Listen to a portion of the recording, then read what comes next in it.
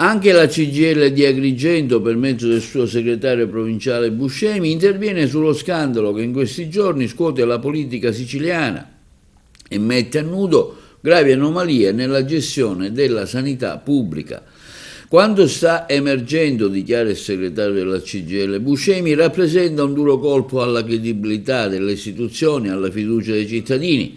Ancora una volta assistiamo a pratiche che nulla hanno a che vedere con il buon governo e con l'interesse collettivo.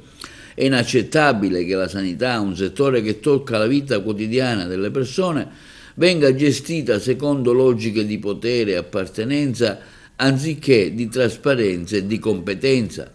Il segretario Buscemi sottolinea la forte preoccupazione per gli effetti che vicende di questo tipo stanno generando anche sul nostro territorio. Ogni scandalo mina la reputazione della Sicilia, colpisce in modo diretto la nostra economia locale. Quando si perde fiducia nelle istituzioni, a soffrire sono sempre le imprese, i lavoratori, i cittadini onesti.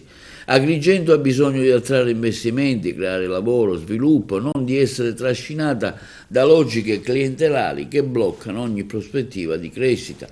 La nostra provincia, aggiunge Buscemi, ha risorse, professionalità e energie positive che meritano di essere valorizzate, ma tutto ciò sarà possibile solo con una gestione pubblica trasparente, meritocratica ed etica. È tempo di un cambio di passo, bisogna spezzare le catene della cattiva politica, restituendo dignità alla pubblica amministrazione.